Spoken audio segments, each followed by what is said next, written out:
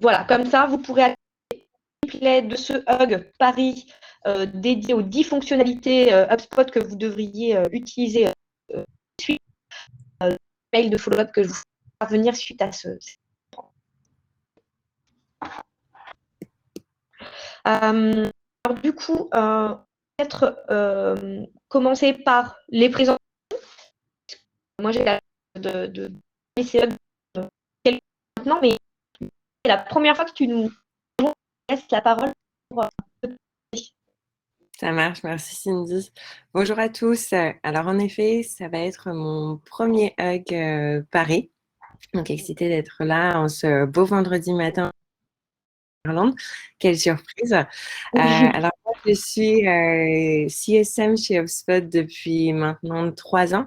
Donc mon rôle, c'est vraiment d'accompagner nos clients français.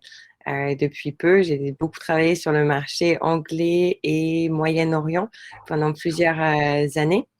Et donc, mon rôle, c'est vraiment d'accompagner nos clients dans le déploiement et l'optimisation des stratégies d'entreprise dans leur globalité, que ce soit le marketing, le commercial ou le service client via les outils d'HubSpot. Comme l'a dit Cindy, donc je suis expatriée à Dublin depuis maintenant 7 ans.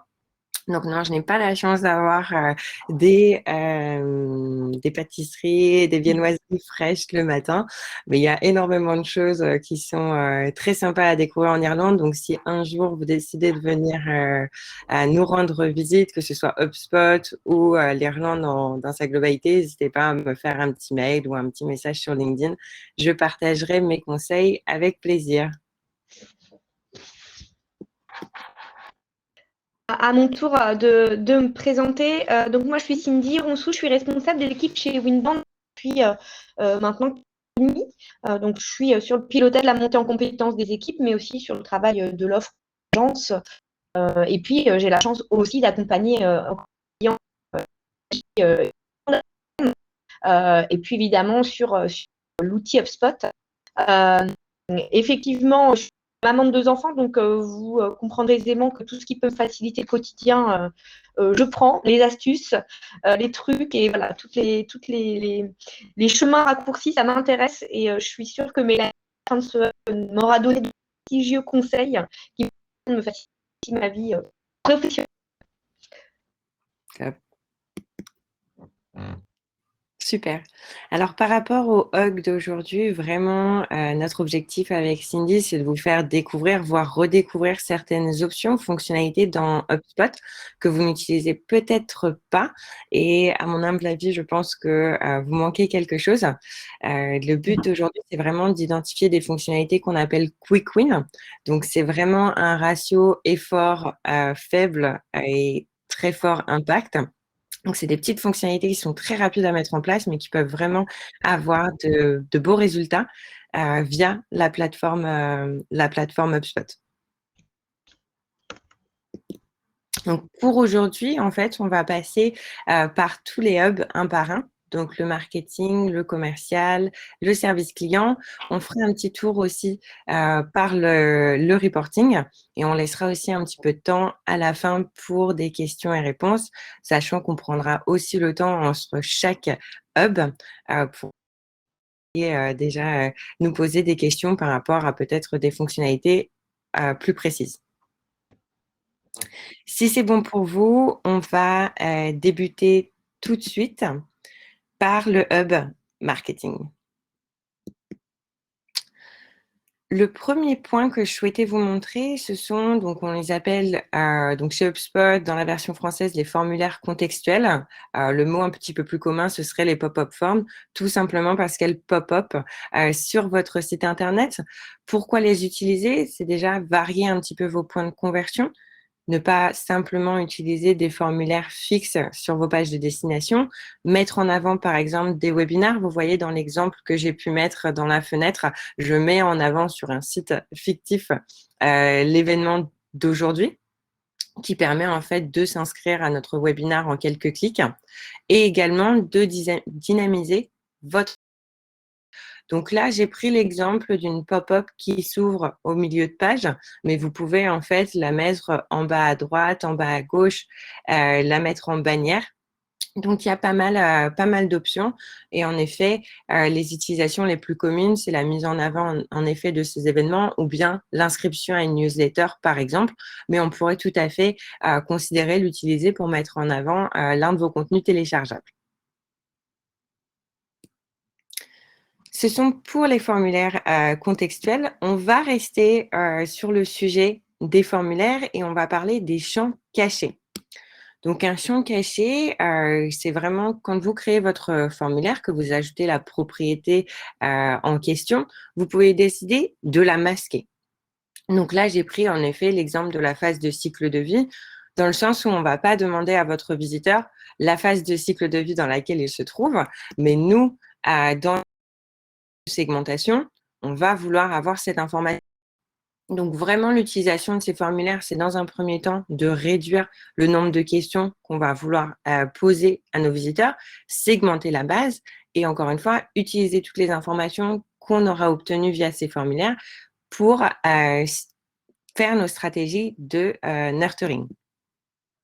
Donc, vraiment, les avantages, c'est on arrive à qualifier nos prospects sans forcément alourdir l'expérience visiteur.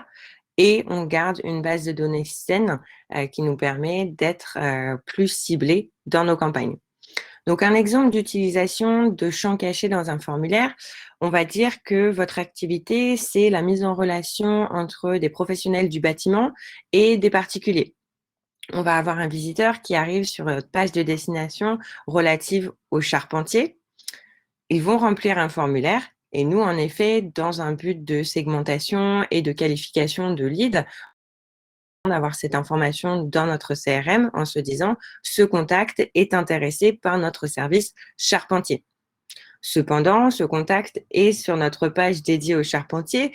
Donc, en termes d'utilisation client, lui demander quel est votre intérêt, c'est un petit peu redondant. Donc, on va éviter. Et c'est dans ce cadre-là où les champs cachés peuvent être très intéressants, où j'ajouterai donc, au lieu de ma phase de cycle de vie dans cet exemple, ma propriété intérêt, par exemple, et je viendrai automatiquement leur renseigner cette personne a un intérêt pour nos services charpentiers. Ou en effet, simplement l'exemple de la phase de cycle de vie où dès l'instant qu'un contact vient remplir un formulaire précis, on va peut-être vouloir le taguer comme un lead qualifié par le marketing. Donc voilà, très simple à utiliser, mais ça peut vraiment vous servir. Je sais que c'est un sujet un petit peu redondant avec mes clients, l'hygiène de la base de données et les données qu'on peut utiliser dans nos stratégies de nurturing. Donc, pensez à utiliser ce type de champ dans vos formulaires. Mélanie, dès le démarrage, parce que souvent, quand on se rend compte que la base n'est plus très clean, qu'il est déjà un peu trop tard. Donc, c'est une bonne pratique à adopter dès le début de l'utilisation de votre plateforme. Absolument. Je pense que je cherchais la bonne expression. Je pense que mieux vaut prévenir que guérir. En effet, le sujet de nettoyage et de la requalification d'une base de données, surtout quand vous générez beaucoup de volume, c'est un sujet, on peut le faire. Mais c'est du temps que vous pourrez allouer à quelque chose d'autre. Donc, en effet, je suis tout à fait d'accord avec toi, Cindy. Plus on commence tôt, mieux c'est pour vous. Super. Donc, on a parlé un petit peu de nos formulaires. On va passer sur un thème un petit peu différent qui est le contenu intelligent.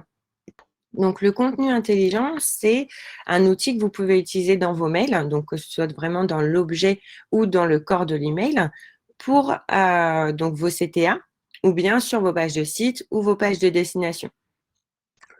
Du contenu intelligent, c'est quoi?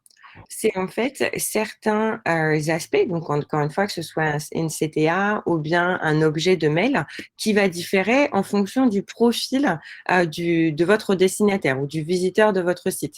Donc, ça peut être, par exemple, en fonction de la phase de cycle de vie, je vais vouloir montrer une CTA différente sur mon site Internet. Par exemple, si vous mettez en avant une offre de version d'essai, mais cependant, le contact qui est en train de visiter votre site est déjà client, pas vraiment de valeur ajoutée. Donc, dans ce cadre-là, on va vouloir en fait rendre la CTA intelligente Comme ça, pour tous les contacts qui ont une phase de cycle de vie client, on leur montrera une autre offre qui est peut-être parler à votre représentant commercial, télécharger ce e-book, participer à cet événement. Et on peut faire de même avec, par exemple, le pays d'où il vient si vous avez des activités bien segmentées par pays. Donc, encore une fois, assez simple à mettre en place, mais en termes d'utilisation client et même de qualification et nurturing de nos leads, ça peut avoir un impact très important.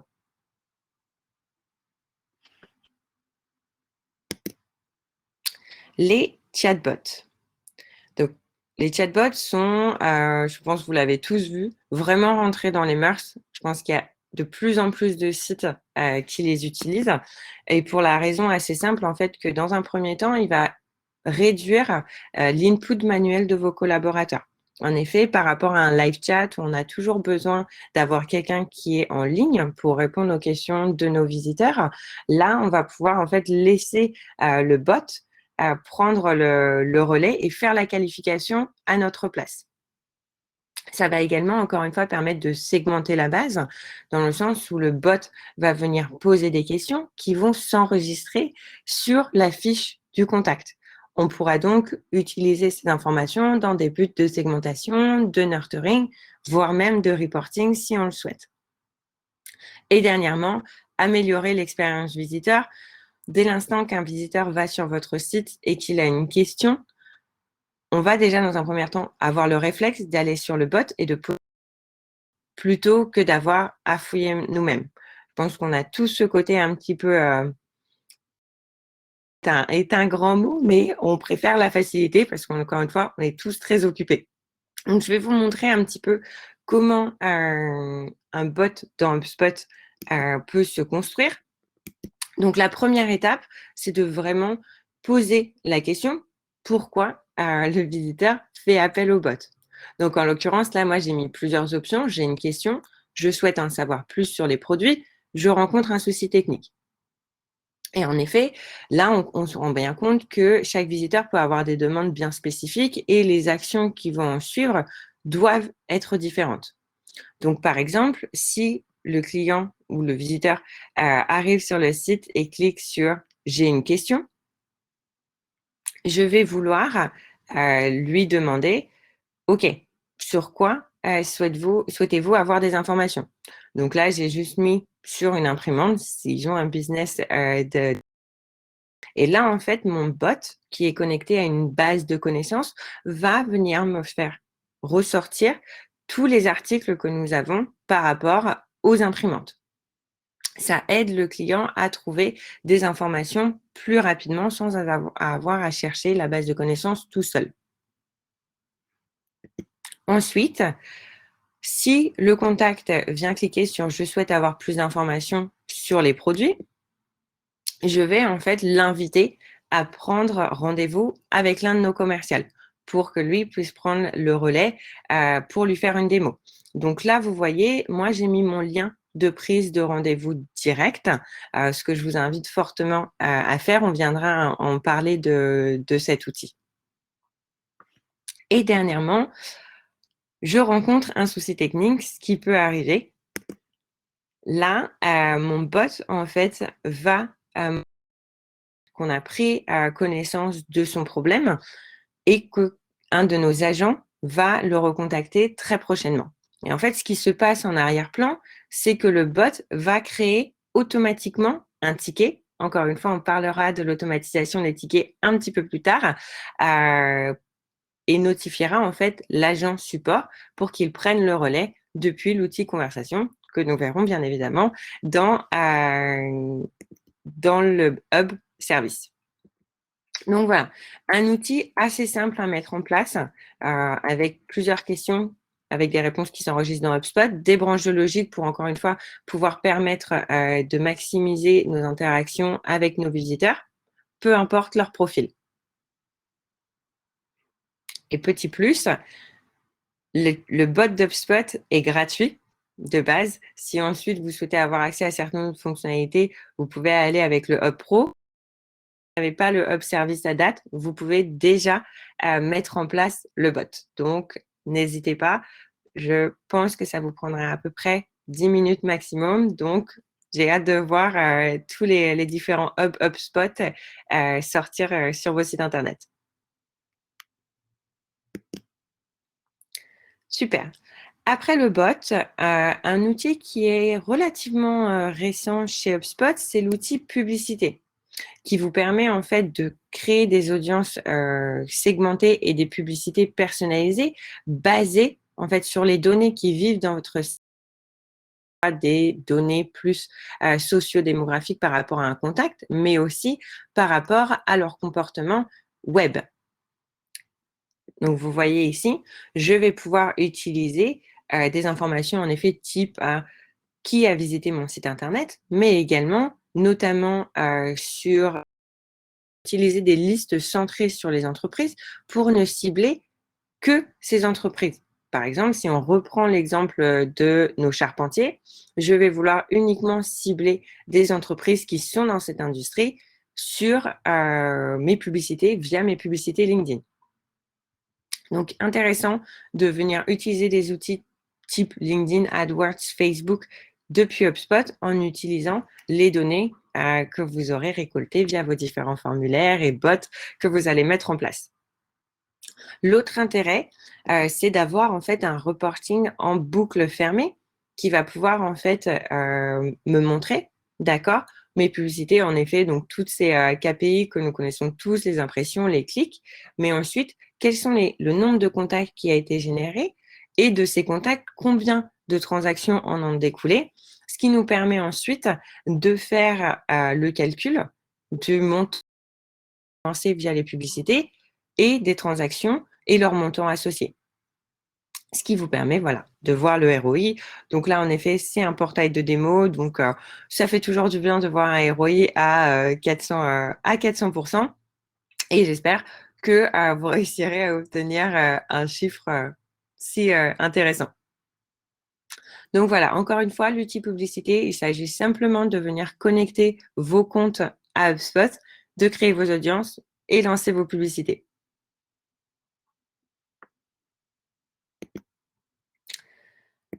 Avez-vous des questions par rapport aux différents outils du Hub Marketing que nous avons pu voir jusque-là?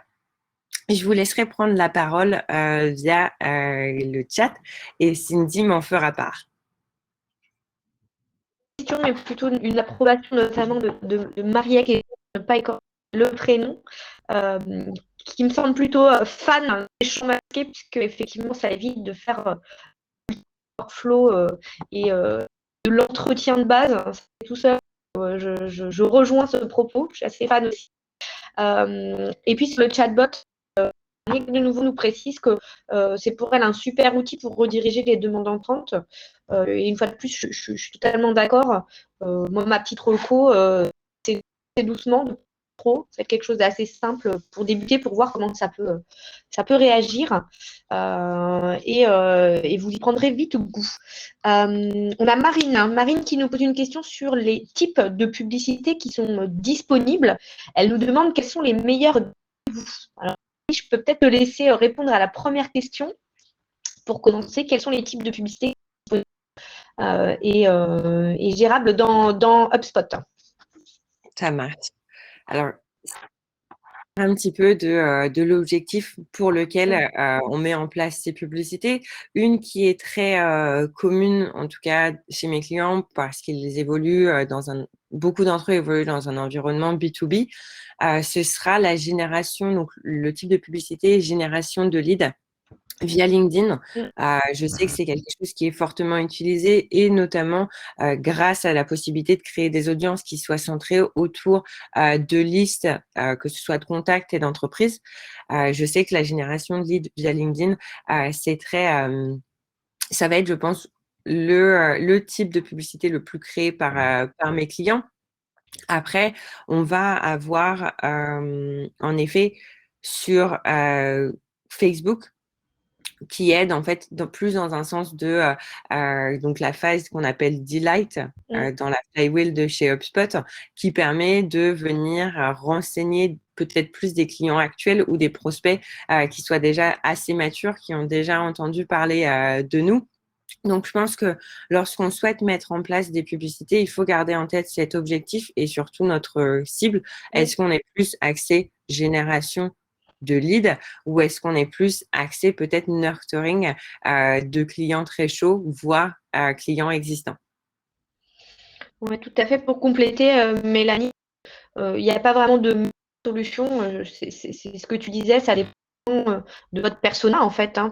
Vous cherchez un certain type de peut-être plutôt sur LinkedIn. Et pour d'autres, ce sera plutôt des utilisateurs Facebook. Donc, il faut déjà chercher vos personas. Et puis après, il faut beaucoup de test and learn sur ce levier-là. Donc, il se peut que vous ayez une période un peu d'expérimentation pour déterminer ce qui pour vos clients est la meilleure des solutions.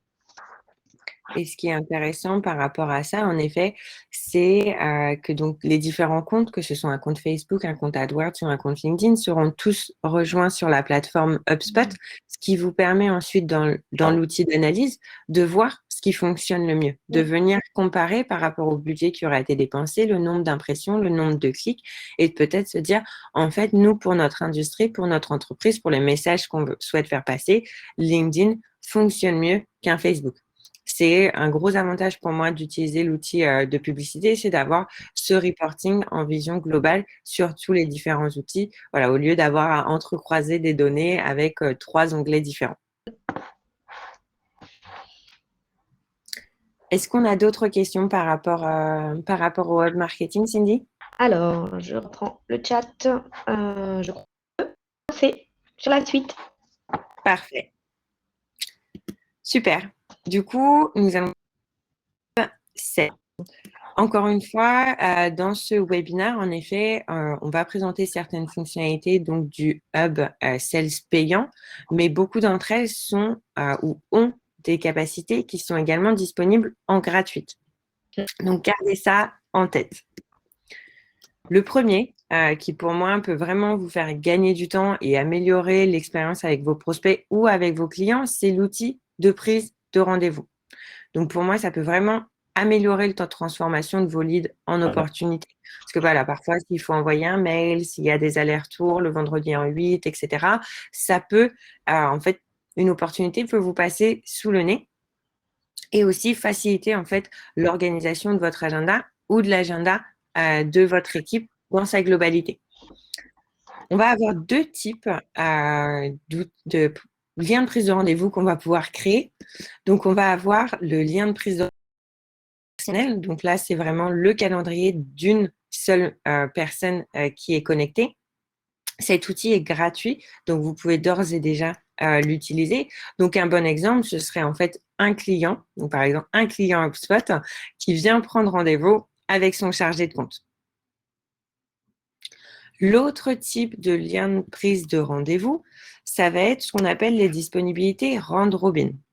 Donc, ça va être en fait le calendrier de plusieurs personnes, donc d'une équipe par exemple, connectée, ce qui permet par exemple à un prospect de venir prendre rendez-vous avec n'importe quelle personne de l'équipe pré-sales, ce qui permet au prospect d'avoir plus d'options quand il s'agit de trouver un créneau qui lui convienne.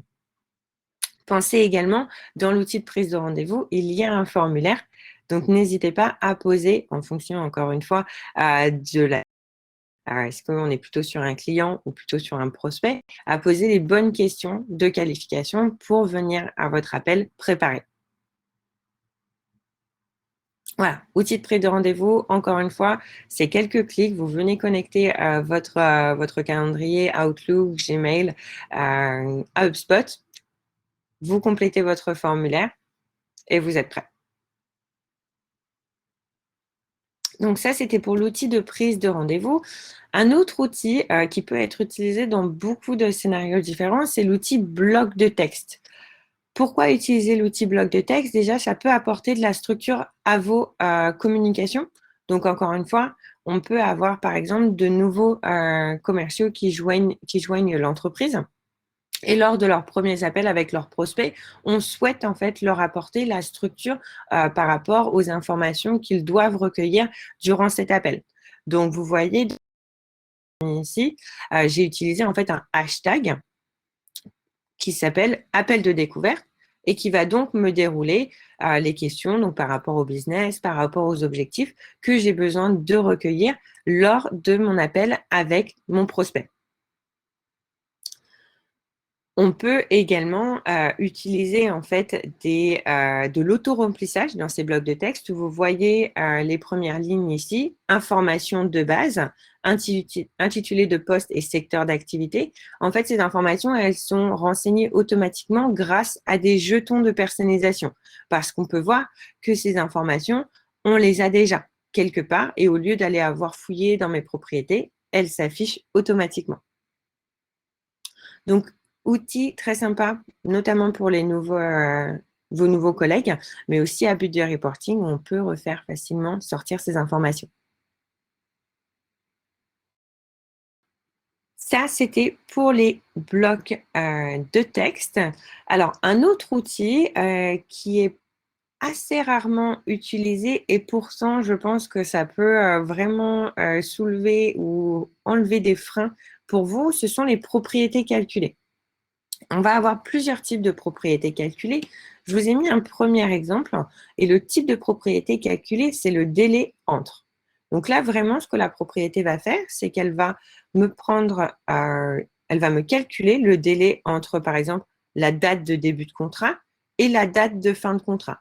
Comme ça, je vais pouvoir, peut-être notamment pour ceux qui sont intéressés de calculer leur LTV, de savoir combien de temps un client reste avec nous en moyenne, vous pouvez utiliser ces propriétés pour obtenir cette information. Vous pouvez utiliser également un type de propriété calculée qui soit une équation personnalisée, donc que vous venez construire vous-même. Là, j'ai pris l'exemple d'un calcul de MRR, par exemple, où je viendrai récolter le chiffre d'affaires total sur cette année de mon client, pas sur cette année, le chiffre d'affaires total, pardon, que je viendrai diviser par la durée d'engagement qui et sera donc en mois, qui me permettra d'avoir mon MRR. Voilà, ces deux exemples parmi tant d'autres, il y a énormément de possibilités par rapport aux propriétés calculées.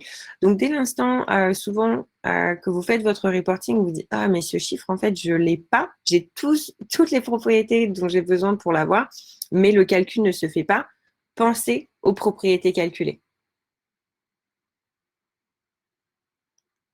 Super. Les vues sauvegardées. Je pense que c'est un outil que vous avez tous vu parce que souvent, en plus, dans votre portail, HubSpot en crée par défaut, type les consignes. Mais je pense qu'il ne faut pas les sous-estimer. Ça peut énormément vous aider à prioriser vos actions au quotidien. Apporter un gain de temps également aux utilisateurs, ne pas avoir à appliquer les mêmes filtres tous les jours, mais également éviter de créer un trop grand nombre de listes qui pourraient en fait porter à confusion. Notamment, les listes sont souvent utilisées à vocation marketing et si on laisse les commerciaux créer leur propre liste, ça peut créer énormément de doublons, énormément de bruit. Donc, je préconise plutôt les vues sauvegardées. Donc là, j'ai fait plusieurs exemples. On peut avoir, par exemple, la dernière activité qui date de plus de 5 jours. On pourrait réfléchir à également y mettre un système de scoring où je me dis, il y a certains leads à prioriser parce qu'ils ont un score de plus de 150 points. Il faut que je m'assure d'être en contact avec eux de manière très régulière. Donc là, tous les matins, je pourrais aller cliquer sur cette vue, voir, bon ben là, j'ai 3 contacts avec lesquels je n'ai pas été en contact depuis plus de 5 jours. Est-ce que je fais un mail? Est-ce que j'essaie de les appeler? Est-ce que je me crée une tâche pour me rappeler de les relancer, etc.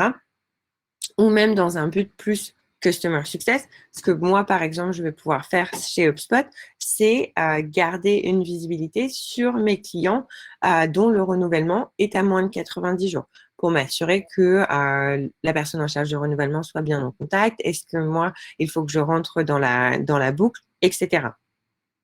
Donc, je vous inviterai vraiment à créer ces vues sauvegardées. C'est un gain de temps et ça aide à prioriser, notamment pour les équipes pré-sales qui peuvent gérer beaucoup de volume de manière quotidienne. Et en plus, ça permet aussi d'éviter un retour qu'on a souvent des forces commerciales, qui est de dire, ben, ce pipeline, sa gestion des transactions, elle correspond moi à mon activité à devoir. Le pipeline, il est souvent ben, à vue de pilotage commercial qui doit être à un moment donné à peu près. Et sauvegarder, elles permettent quand même à chaque individu d'avoir des vues sur l'activité, sur les clients, sur les opportunités qui lui sont propres. Donc voilà, ça permet quand même de prendre une forme de personnalisation de son activité commerciale tout en un petit pilote qui soit. Absolument, parce que c'est vrai que là, j'ai pris l'exemple d'une vue sauvegardée sur des contacts, mais on peut tout à fait le faire sur des entreprises ou bien sur des transactions. Super. Ensuite, et encore une fois, je pense que ça rejoint ce que Cindy vient de nous dire, notamment quand on a beaucoup d'équipes, voire beaucoup de collaborateurs d'une seule et même équipe sur la plateforme, ça peut créer beaucoup de bruit, les différentes propriétés, toutes les différentes informations. Toutes les équipes n'ont pas besoin d'avoir accès au même niveau d'information. Donc, je vous inviterai grandement à aller personnaliser vos fiches d'information. On a pas mal d'options par rapport à ça, que ce soit donc l'exemple que j'ai mis ici en GIF, qui soit en fait de créer une section personnalisée, où là, je viendrai faire ressortir toutes les informations relatives à mon contrat, voire même créer des vues personnalisées par équipe. Dans le sens où nous, chez HubSpot, une personne de l'équipe Customer Success comme moi-même ne va pas avoir envie d'avoir accès aux mêmes informations qu'un commercial. Donc, on va avoir des vues en termes de personnalisation des fiches d'information, encore une fois, contact, entreprise et transactions différentes pour nous faciliter notre quotidien et ne pas être perdu dans ce flot qui peut vivre dans votre CRM.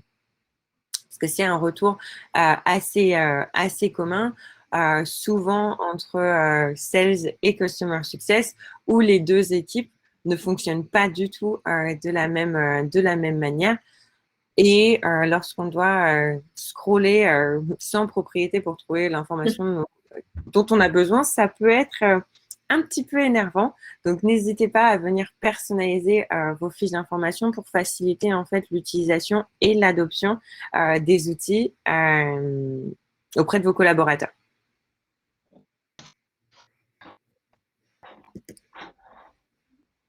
C'était donc les must-have en termes de quick win. Donc, encore une fois, vous l'avez vu, on est vraiment sur un effort assez faible. Ce sont que des choses que vous pouvez mettre en place pendant quelques minutes, mais qui peuvent avoir vraiment un impact très important, donc que ce soit mais également sur le quotidien de vos équipes. Donc, je vous laisserai poser vos questions dans le chat. Tu en as déjà, Mélanie. Alors, effectivement, c'est des choses faciles à mettre en place, mais une remarque de Sylvain, c'est que la personnalisation des fiches d'information, me semble-t-il, est accessible depuis le marketing pro. Donc, voilà, sauf erreur de me corrige, hein, Mélanie, mais je ne veux pas que ce soit une fonctionnalité malheureusement. Et sur justement cette question d'accessibilité en fonctionnalité gratuite, Régine me demande si l'outil de prise de rendez-vous Round Robin, version gratuite, de la même manière, il me semble que ça n'est pas accessible dans la version gratuite. Il faut un abonnement pro. Alors, par rapport aux personnalisations des fiches d'information dans leur globalité, c'est comme beaucoup de choses chez HubSpot, il y a certaines fonctionnalités qui sont gratuites. Donc, le GIF que je vous ai montré, où il s'agit juste de créer une nouvelle section donc dans votre CRM, comme je l'ai fait ici, cette fonctionnalité, elle est disponible. Peu importe votre niveau de souscription. Le point auquel il va falloir là avoir accès à Sales Enterprise, c'est si on reprend l'exemple donc d'une équipe Customer Success vs une équipe Sales et on va pas vouloir leur montrer les mêmes propriétés, les mêmes sections. Là, en effet, il va nous falloir avoir Sales Enterprise, mais vraiment juste pour la création de sections, c'est disponible avec tous les hubs. Pour le round robin, en effet, il va falloir, alors, si de tête, il me semble que vous y avez accès avec la version Sales Starter, donc à partir de Sales Starter. Ce qui n'est pas si mal. Ce qui est un petit peu moins engageant ou coûteux qu'un Sales Pro. Donc voilà, au niveau du personnel, vous avez un lien de prise de rendez-vous donc en gratuit. Et à partir de Sales Starter, vous allez pouvoir créer des liens de prise de rendez-vous en round robin, mais également créer plus, je crois que c'est jusqu'à 1000 liens de prise de rendez-vous personnels. Dans mon cas, je vais avoir un lien de prise de rendez-vous par rapport à mon consulting, mais je peux aussi en avoir un qui soit plus relié à des urgences où j'ai des créneaux dédiés dans mon calendrier pour ça. Une question, Mélanie, sur le sales. Qu'on me demande si on peut faire une troncature dans les propriétés quartiers. Il souhaiterait récupérer des numéros de département depuis les codes postaux. Alors, ça va pas forcément être la manière dont donc les propriétés calculées vont travailler. Cette fonctionnalité, en fait, elle a été lancée assez récemment via le lancement de notre Operation Hub. C'est une fonctionnalité qui permet de faire en fait du data formatting, où en effet, on peut aller lui dire si on a ce code postal ou je me souviens plus exactement de l'exemple, alors viens nettoyer entre guillemets ma data pour la mettre à un format qui me convient. Donc ça fait pas partie du Sales Hub, ça fait partie de l'Operation Hub qui a été lancé il y a un mois, il me semble. On va pas forcément en parler aujourd'hui, mais si vous le souhaitez, donc on a de la documentation en ligne bien évidemment, mais vous pouvez aussi vous connecter avec soit votre chargé de compte si vous êtes déjà un client, soit l'équipe commerciale. C'était bon, je crois, pour les questions sur le sales. On passait hub suivant. Super. Le hub service. Alors, une des fonctionnalités, encore une fois, à voir selon votre type d'activité, mais je pense que ce n'est pas à négliger parce qu'encore une fois, c'est rentré dans les mœurs des utilisateurs, c'est d'utiliser un bot sur Messenger qu'on viendrait connecter en fait. On le crée depuis HubSpot, on le connecte à Messenger, ce qui nous permet encore une fois de venir enregistrer toutes les datas qu'on pourrait recevoir via le bot sur notre CRM et d'interagir en fait directement avec nos contacts Messenger depuis HubSpot. Comment on interagit avec ces personnes directement depuis HubSpot? Cela se fait depuis une boîte mail partagée. La boîte mail partagée, en fait, vous permet de connecter tous vos différents canaux de communication, que ce soit des formulaires, des adresses mail type support@hubspot, le live chat, le bot et votre outil Messenger. Et vous voyez ici, tous les différents canaux sont connectés et je peux retrouver toutes les différentes conversations qui viennent de ces canaux sur ma boîte mail partagée. Cette boîte mail est connectée à votre CRM, ce qui vous permet, dès lors que vous avez une nouvelle conversation, d'avoir accès directement aux informations du contact s'il est déjà présent dans votre base, et sinon de le créer. Et là, donc, vous ne le voyez pas dans la capture d'écran, mais c'est vraiment connecté à tous les objets HubSpot. Donc, je pourrais déjà voir, est-ce que cette personne avait déjà ouvert un ticket avec nous? Est-ce qu'on a une transaction en cours? Qui est son chargé de compte? Etc.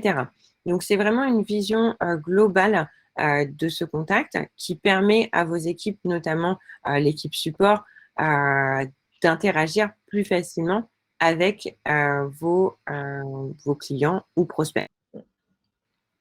Et ça évite d'apporter 3 réponses différentes à un même client parce que ça demande par 3 canaux différents qui sont arrivés chez 3 personnes différentes. Voilà, ça peut éviter quelques écueils. Exactement. Et donc, le cas d'usage le plus commun de cette boîte mail partagée, ça va être l'équipe support. En effet, vous avez votre formulaire de prise de contact sur votre site. Vous pouvez avoir, donc, encore une fois, cette adresse support@hubspot.com. Donc, c'est l'outil. l'utilisation la plus commune. Après, nous, chez HubSpot, on a aussi une utilisation pour notre équipe pre-sales. Donc, si vous êtes déjà allé sur notre page de pricing, vous verrez qu'il y a un bot dessus qui vient vous demander en effet des questions. Et ce bot est géré depuis notre équipe pre-sales via cet outil. Et encore une fois, ça nous permet de voir quel est le statut de ce contact. Est-ce que c'est un SQL, un MQL? Est-ce que c'est déjà un client? Donc, pour simplement améliorer les interactions que vous avez avec peu importe leur statut.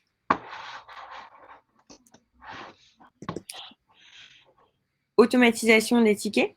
Donc, on en a parlé tout à l'heure via le bot. Vous pouvez automatiser la création de ces tickets.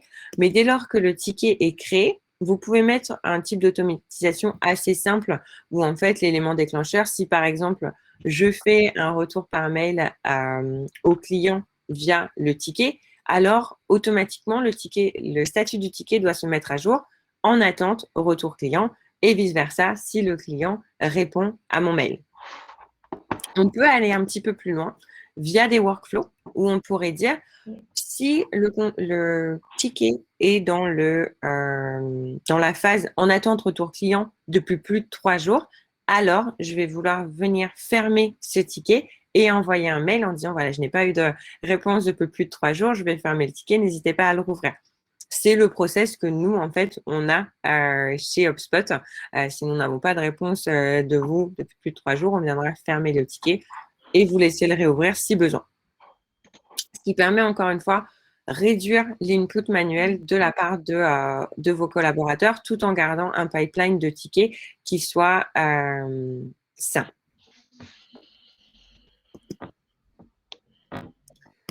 Voilà pour le Hub Service. Est-ce que nous avons des questions à ce sujet? Je n'en ai pas. J'ai même posé la question si on avait des utilisateurs du Hub Service dans la salle, parce qu'on sait que c'est quand même une des HubSpot les plus récentes, donc qui n'est pas forcément déployée chez tout le monde, mais voilà, ce que Mélanie nous encourage fortement à voir ce qui se passe. Il y a vraiment des choses très, très intéressantes à utiliser sur ce hub. Donc, je vous encourage à le découvrir si vous ne le connaissez pas encore. Comme le temps passe vite, Mélanie, je te propose qu'on passe à la dernière étape de ce hub. Le meilleur pour la fin, le reporting, toujours l'aspect très, très fun, mais ça peut être fun, je ne sais pas. Ouais, il y en a qui s'éclatent. Il y en a qui s'éclatent avec. Premièrement, l'outil campagne. Alors là, attention, oui, pour le coup, c'est un outil qui n'est disponible qu'avec le hub marketing, mais même je le contacte parfois moi chez mes clients. C'est un outil, notamment, il a changé de place dans le menu de navigation parce qu'on s'est rendu compte en interne qu'il était un petit peu sous-exploité. Cet outil, en fait, nous permet d'analyser l'impact de tous nos différents efforts marketing réunis. Donc là, je vais voir mes différents emails, mes pages de destination, mes workflows, etc. On peut avoir les publicités, les posts sur mes réseaux sociaux que j'ai mis en place dans un but bien spécifique. Et ça permet également de performance de mes différents actifs. J'ai un email par rapport à cette campagne. Est-ce qu'on a certains emails qui ont plus d'impact que d'autres? Encore une fois, dans cette démarche de test and learn. Les cas d'usage les plus fréquents, ça peut être la mise en avant d'un webinaire. Cindy et moi, on va utiliser l'outil campagne par rapport aux différents mails, posts sur les réseaux sociaux, la page de destination qu'on a créée pour voir un petit peu ce qui s'est passé en termes de trafic, de nouveaux leads générés, de contacts influencés. Donc ça, ce sont les contacts qui sont déjà dans la base, etc., etc. Donc, outil très intéressant à ne pas négliger à mon sens. Ensuite, l'analyse des sources. Donc, vous connaissez tous la propriété source d'origine. On va être sur la recherche naturelle, les réseaux sociaux, etc. Mais on peut aller plus loin dans le sens où on va avoir deux propriétés. Donc, l'exploration de la source d'origine 1 et 2 qui me permet notamment, donc si j'ai pris un exemple, là, j'ai ma source hors ligne qui est ma source d'origine principale. Et depuis ma source hors ligne, je vais pouvoir voir en détail est-ce que ces contacts viennent de mon extension sales, d'un port, potentiellement d'API, etc. Et si je prends l'exemple des imports, très bien, je sais que j'ai 175 contacts qui ont été créés via import, mais quels sont ces imports en question? Et donc là, avec la source d'origine 2, je vais pouvoir voir quels ont été les imports qui m'ont rapporté le plus de contacts. Et ça fonctionne en effet sur les sites des réseaux sociaux. Est-ce qu'on était sur du Facebook, sur du LinkedIn, sur de l'Instagram? Quelle était la campagne spécifique qui m'a rapporté ces leads? Donc, n'hésitez pas à utiliser ces outils, que ce soit dans un but de reporting ou encore une fois de segmentation ou priorisation de la base. Et dernièrement, le partage automatique, ça peut être utilisé dans plein de cas de figure. Nous, par exemple, chez HubSpot, c'est utilisé pour envoyer toutes les semaines les résultats en cours aux équipes sales pour leur faire dire attention, on est la 3e semaine du mois, vous en êtes là dans vos chiffres, allez les gars, on y va. Ou tout simplement, parfois, on peut avoir donc vos directeurs ou peut-être vos dirigeants qui n'utilisent pas HubSpot de manière, on va dire, quotidienne, puisque ça ne rentre pas dans leur activité, et de leur envoyer, en effet, peut-être de manière hebdomadaire, voire quotidienne, voire mensuelle, voir ce qui est le plus intéressant, vos performances marketing, commerciales, customer success, peu importe ce qui a du sens pour vous. Donc, vous voyez, c'est assez simple, mettre en place cet email récurrent qui s'enverra automatiquement par email. Et vous pouvez y ajouter donc un PDF, un Excel, le lien vers le dashboard, peu importe ce qui vous convient le plus. Donc voilà, pour moi, c'était les 3 fonctionnalités de reporting Quick Win, encore une fois, qui ne prennent pas de temps à mettre en place, qui sont intéressantes à utiliser.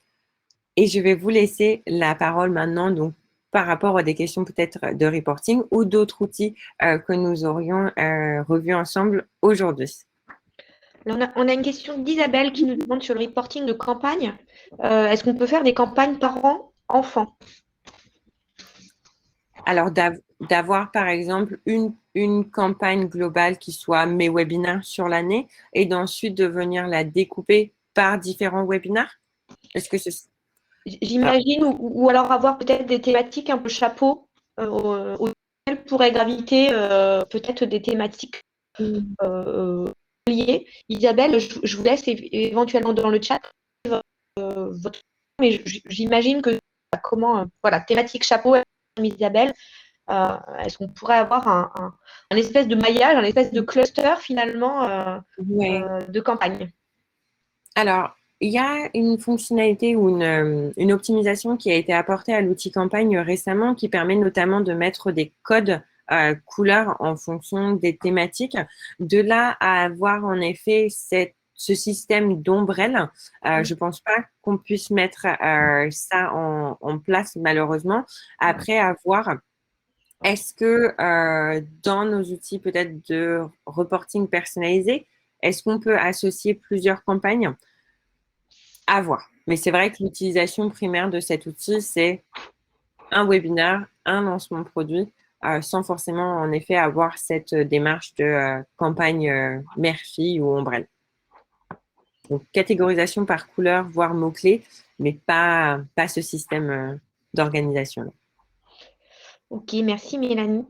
Alors, il nous reste quelques petites minutes, donc si vous avez des questions, n'hésitez pas. On y a bien répondu tout au long du hug, donc ça ne me surprend pas qu'on n'en ait pas beaucoup à la fin de la session. Donc voilà, je vous laisse encore peut-être une petite minute pour éventuellement poser vos questions dans le chat ou dans le Q&A. Ça me donne l'occasion de vous rappeler 2 choses. Voilà, le code promo IMF, si vous avez vu passer la petite manip, n'hésitez pas à me faire un petit mail. Je vois que certains d'entre vous l'ont déjà fait. Si vous avez aussi une petite minute avant de partir, on a une enquête de satisfaction à remplir. Donc, n'hésitez pas à nous faire vos retours. Et je vois que du coup, 2 nouvelles questions sont arrivées. Donc, on va prendre le temps d'y répondre avant de se quitter. Bérangère nous demande quelle bonne pratique d'inscription à des événements. Et me précise que c'est compliqué pour eux parce que des dates, des workflows, des emails. Est-ce qu'il y a une pratique pour des inscriptions à des événements, Mélanie? Alors, tout va dépendre. Ou est-ce que ça restera toujours quelque chose de compliqué malgré… Ça va vraiment dépendre en fait de la plateforme qu'on va utiliser pour gérer Mm. nos événements. Est-ce qu'on est, donc là, c'est vrai qu'on parle beaucoup de Zoom, de GoToWebinar, de Livestorm pour la gestion de webinars. Chaque plateforme s'intègre un petit peu de manière différente à HubSpot. Donc ça, c'est déjà la première chose à prendre en considération, c'est quelle est l'intégration qu'HubSpot a avec ces outils. Mm. Ensuite, en effet, il y a des bonnes pratiques par rapport à la gestion des événements et des relances. Moi, ce que je conseille, c'est de maximiser les outils HubSpot type les formulaires. Utiliser un formulaire HubSpot pour ensuite vos workflows et utiliser des workflows centrés autour de dates. Quand vous créez vos workflows, vous avez plusieurs options. Partir de rien, centré autour d'une date ou centré autour d'une propriété de date. Et moi, je vous conseille de créer des workflows centrés autour d'une date qui sera la date de votre événement, ce qui vous permet en fait de programmer vos actions, non pas à 3 jours d'intervalle ou quoi que ce soit, mais plutôt 3 jours avant l'événement, 1 heure avant l'événement, un jour après l'événement pour envoyer, par exemple, votre enquête de satisfaction. Donc ça, ce serait vraiment le point pour moi, les workflows centrés autour d'une date. Je te rejoins, Mélanie. Nous, ce qu'on fait, en fait, on a un modèle, en fait, et quand il fonctionne bien, j'allais dire, il n'y a plus qu'à copier-coller, ce qui nous facilite la vie. Et on parlait du hub service. Typiquement, le hub service a un vrai intérêt dans ce genre de contexte. Suite à l'événement, vous pouvez aussi récolter les feedbacks. Vous pouvez voilà, mettre en place une vraie politique de réengagement ou d'utilisation de vos participants. Donc, on voyait que dans le chat, l'utilisateur de cette fonctionnalité dans la gestion des événements, c'est hyper intéressant de penser à ça. Je crois qu'on arrive au terme, Mélanie, de notre session partagée. Du coup, merci de participation, de ta présence, une fois de plus, de votre fidélité au hub. Voilà, ça fait quelques années que j'ai de vous retrouver de manière trimestrielle et que je retrouve régulièrement, donc c'est assez agréable. On donne rendez-vous. J'ai pas de date précise encore. On est fin mai, donc je pense que ce sera peut-être plutôt à la rentrée de septembre maintenant, dans notre trimestriel.